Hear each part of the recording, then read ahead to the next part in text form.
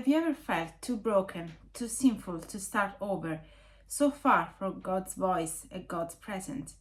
So in 1930, Jesus has answered this worry and this question, speaking in a vision to a very humble and simple nun, Saint Faustina Kowalska. Today we are diving into her story and why the Divine Mercy devotion is changing lives all around the world. So stay with me until the end of the video to understand more. Welcome back to the channel. Today we explore who is Saint Faustina, what the Divine Mercy devotion really is, and how you can live it practically in your daily life. First, a short look at who Saint Faustina is, if you don't know yet. Saint Maria Faustina Kowalska was born Elena Kowalska in 1905 into a large and poor Polish Catholic family. As a teenager, she worked as housekeeper to help support her parents, living a very simple, hidden life. At the age of 20, she entered the congregation of the Sister of Our Lady of Mercy and took the name Sister Maria Faustina of the Most Blessed Sacrament. In the convent, she was contributing with humbly tasks like cooking, gardening, and serving as a porter. Her relationship with God, though, was not simple, was really deep and profound. Especially, she had a profound union and a devotion to the Eucharist. Between 1931 and 1938, Jesus appeared to her many times and spoke to her heart, asked her to spread this devotion of His Divine Mercy. At the suggestion of her confessor, she recorded these experiences in her diary, which later was published as Divine Mercy in My Soul. This book is also available now, so if you're interested to dive more into this devotion, you can find it on Amazon or any major website. I was saying, so this book has become one of the most influential spiritual books of our time. And I haven't read it yet, but I have so many books that I want to read, and it was just delayed, but it's a must read. So Jesus chose this simple, often sickly, a little educated nun to become his secretary of Divine Mercy, and to remind the world that no sin is greater than his mercy, and to call us back to trust in him. As always in this channel, I always have been saying that we have to trust in him. But in this case, it's more than true. It's a very powerful message, because this that I'm going to share soon is something that we find in many churches, but we don't know, or at least I didn't know, where this "I trust in you" would come from. So one night in 1931, while Faustina was in her cell in Plock in Poland, Jesus appeared to her wearing a plain white garment. From his heart came two great rays, one pale and the other red.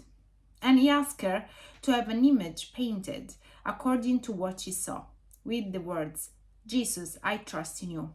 I was saying a while ago, this image is often found in the churches, a small image of Jesus that you can bring with you at home, and it's a very famous image,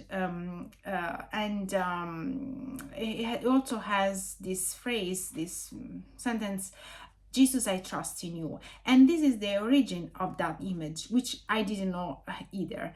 So Faustina wasn't an artist, so when Jesus asked this in the vision, she of course couldn't be, the one to paint, because she didn't have this ability. So later, when she was transferred to Vilnius, her confessor, Father Michael Sopoko, sorry for the pronunciation for anyone that speaks the language, introduced her to the painter Eugeniusz Kamirowski, and under Faustina's direction and with Father Soposko's help, Kamirowski painted the first Divine Mercy image, which, as mentioned, you find often in the church. And this image was completed in 1934. Now, Other than the importance of this painting, which is now one of the most popular and well-known image of Jesus, it's important to understand the symbols and the meaning of the colors and the image itself. So the pale and red rays represent the water and blood from heart of Jesus, symbols of baptism and the Eucharist, cleansing and nourishing the soul.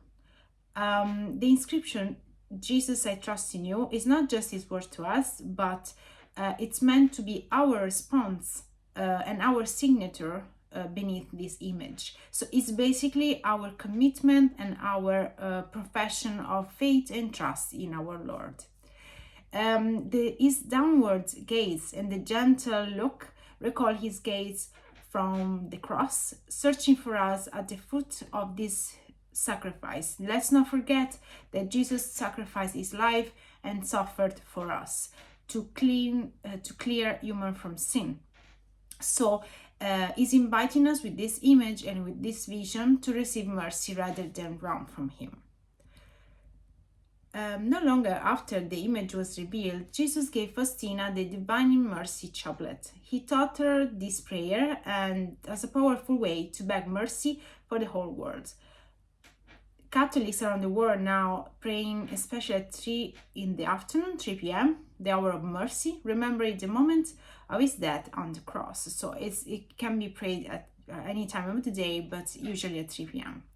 There are some key elements of this devotion, which, for example, are that you can enumerate while you're speaking: the image of Divine Mercy with the words, Jesus, I trust in you; the chaplet of Divine Mercy prayed on ordinary rosary beads; or the hour of mercy, as I mentioned, at 3 p.m., when we pause even briefly to remember his passion and ask for mercy. And then there is a festivity, the first Feast of Divine Mercy, on the Sunday after Easter, a day that Jesus promised to flood souls with, grace and with special graces. So after some early misunderstanding and even a temporary ban, the church studied Faustina writing more carefully. So it's important to say that this devotion went through a bit of turmoil, and in the church also had its detractor. And let me know if you knew about this and what you think about this devotion. If you believe it, if you would practice this devotion, and if you have real life experiences with this devotion, let me know in